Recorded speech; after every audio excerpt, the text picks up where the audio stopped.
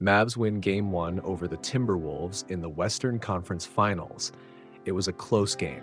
How did the Mavs steal home court advantage from Minnesota? Let's find out. Before we start, if you want to skip the recap and go straight to the Game 2 preview, click the timeline below. It was a close game that the Wolves haven't experienced much in these playoffs, with 14 lead changes and 7 ties. They only lost by 3 points. Dallas had a 62-38 advantage in points in the paint to offset a 6 for 25 shooting performance from deep. Despite the Wolves having 3 big men, Rudy Gobert, Karl Anthony Towns, and Naz Reid, the Mavs dominated the paint, and that's how they stayed in the game. On the other hand, the Wolves shot 18 out of 49 from beyond the arc, but still couldn't secure the win. Overall, both teams had very different defensive strategies. The Mavs centers, either Daniel Gafford or Derek Lively Tsu, protected the paint well. They always had a full-sized center on the floor.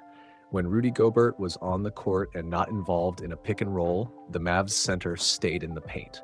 The wing defenders, including Kyrie Irving and Luka Doncic, stayed close to the paint to help, making it hard for Anthony Edwards to drive or attack the basket. The Mavs wing defenders could easily come to help on the top of the key pick and rolls, and sometimes the Mavs center would double team Edwards, forcing him to pass or creating turnovers. Karl Anthony Towns struggled under PJ Washington's defense, shooting 6 out of 20 for only 16 points. The Wolves didn't create low post opportunities for Towns against Washington.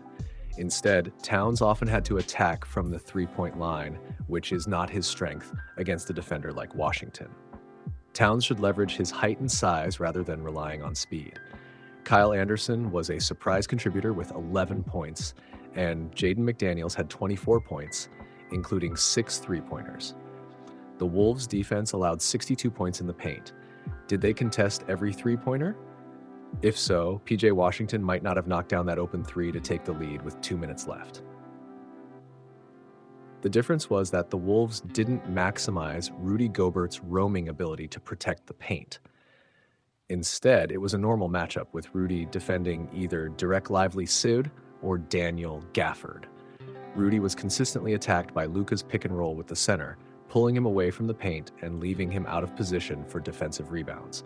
How many easy baskets did Luka and Kyrie get when they targeted Rudy? While the Wolves kept Derek Jones Jr. from scoring threes, letting Luka and Kyrie dominate may not be a winning strategy. Although the Wolves only lost by 3 points, it doesn't bode well for the upcoming games if they don't change their strategy. What will the strategy for Game 2 be for both teams?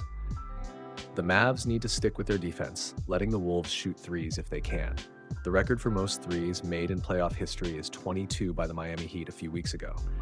The Wolves made 18 in Game 1. Can they do better?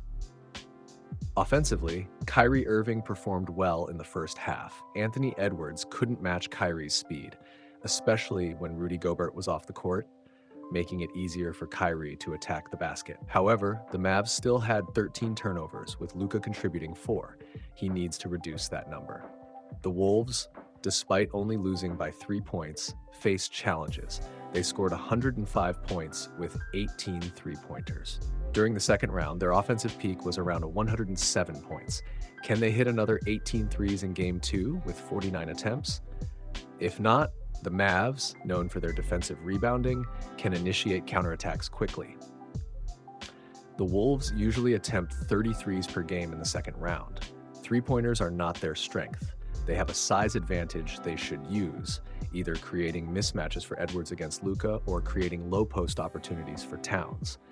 Playing pick and roll with someone other than Rudy, as Daniel Gafford and Derek Lively Tsu are quicker than Nikola Jokic, might be effective. Rudy doesn't pose a mid-range threat, so maybe using wing-side pick and roll with Karl Anthony Towns to create low-post opportunities with one side of the floor cleared is better. Defensively, they might consider double-teaming Luka or Kyrie and letting Rudy stay away from the pick and roll to roam under the basket. The Wolves forced several turnovers from double-teaming Luka and cannot afford to give up another 60-plus points in the paint. The Western Conference Finals Game 1 lived up to its name, being a close game. The Wolves will be eager to bounce back in Game 2, but the Mavs might have an average shooting night from beyond the arc. Either way, it promises to be a thrilling game. Thanks for watching.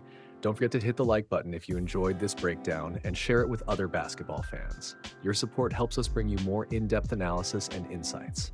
Also, make sure to subscribe and turn on notifications so you don't miss our upcoming videos where we'll analyze and predict the rest of the series. Leave your thoughts and predictions in the comments below. Who do you think will win Game 2? Let us know.